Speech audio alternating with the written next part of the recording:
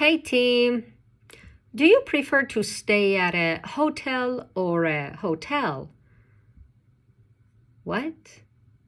No difference, right? Uh-uh, there is a big difference. I personally prefer to stay at the second one.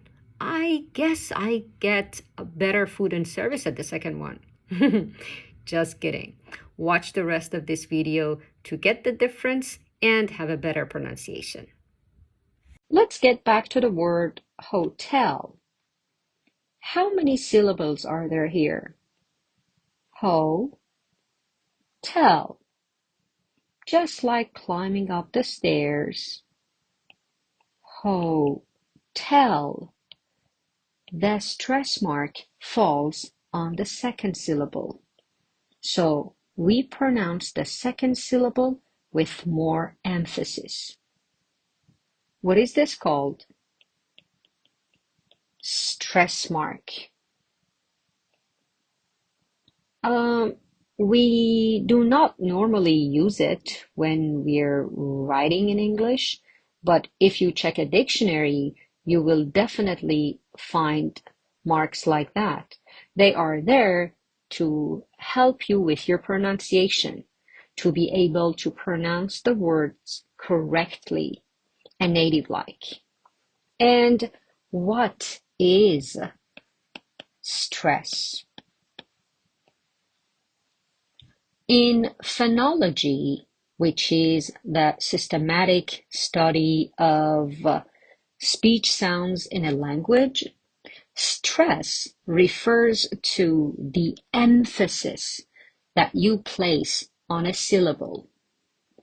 So, let's go to the next example. Look at the word apple. How many syllables are there? Apple.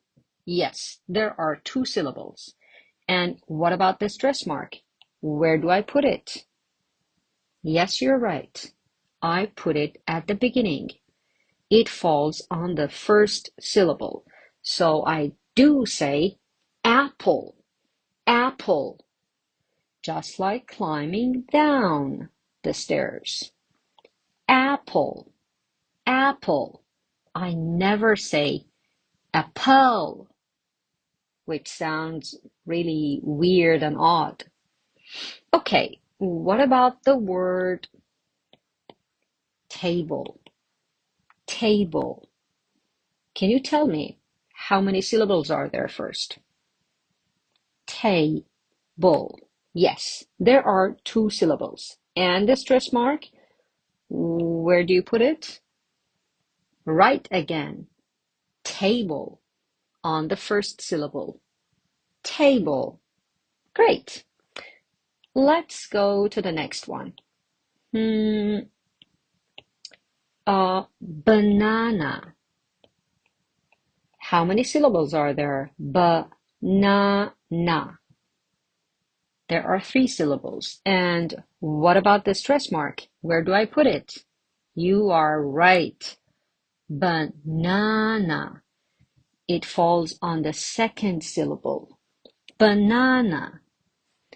And another example, I am writing the syllables separately in order to help you just a bit more. So potato, potato, the stress mark over here. There are 3 ways to pronounce this word. I can say potato, I can say potato, and I can say potato.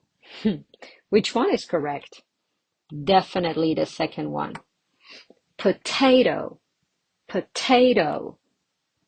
All right. Let's make it a little bit more challenging. What about this one? How many syllables are there? Ja, pa, nis. All right, 3 syllables. And what about the stress mark? Where do I put it? I guess most of you are right. on the third syllable, which is Japanese. Japanese. I'm sure you've got more examples. Chinese, you're right. But actually there are only two syllables, right? Chinese. Chinese. There are two syllables, but still on the last one. Portuguese. Mhm. What about the word electricity? Electricity. Electricity. Electricity. How many syllables are there? 1, 2, 3, 4, and 5. And what about the stress mark? Where do I put it? Electricity on the third syllable. Electricity. Or what about the word university? University. U, ni, ver, C, T. Again, 5 syllables. And where do I put the stress mark? University. University on the third syllable. The word independence. Independence. How many syllables are there? In, de, I'm sorry, pen, dance. There are 4 syllables. And what about the stress mark? Where do I put it? Independence. Yeah, the syllable with the typo. Independence. Independence. So I have the possibility to pronounce this word 4 ways. I can say independence, independence. See, it sounds really weird. Or I can even say independence, independence. And the correct one, which is independence, independence. And another wrong one, independence, independence. Which one sounds, more natural? Yeah, independence, independence. The thing is that it's not just about saying hotel and hotel. Yes, I know. People can still understand what you're saying. They may probably know that, so this person mustn't have practiced like enough when it came to pronunciation class. But the thing is that in some words, it does make a significant difference if you put the stress mark, on the wrong syllable. Let me give you an example. For example, what about these two? They look the same, everything. Do we find a difference? Yes, I do find a difference.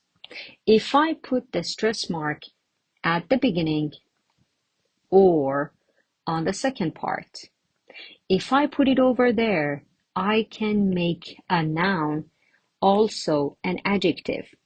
But if it falls on the second syllable, I can have a verb. For example, it was my friend's birthday party and I got her a present. I got her a present. And this is the beautiful present you got for your friend. Or, hey, is everybody present at today's meeting? Uh-oh, John is absent. He was ill. He didn't show up today. He just called in sick. John is absent. He is not present. What about this one? Present. Present. Have you presented your project? Did you present your presentation? How did you present your idea? Did it go well? Did they accept it? See, that's a verb. Only changing of the stress pattern made the whole difference from a noun and an adjective to a verb. Sorry. I can give you another example. What about these two?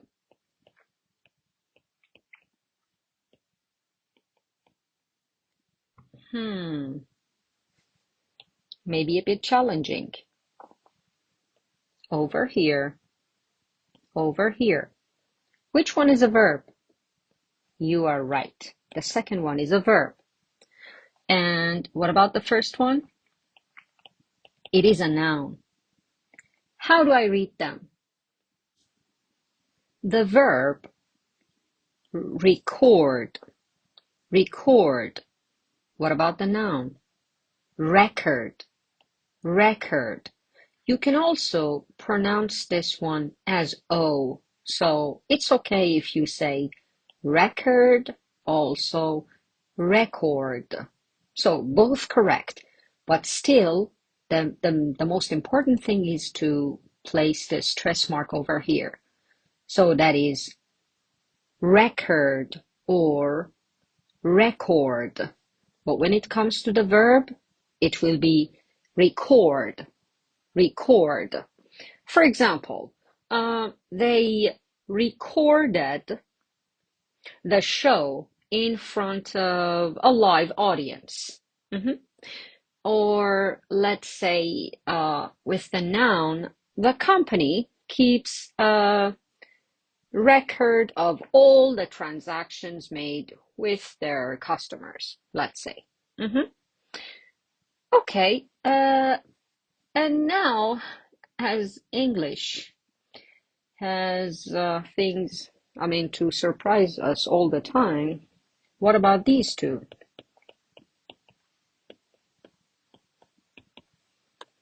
What is your guess? So probably you are thinking of like different stress patterns, but no.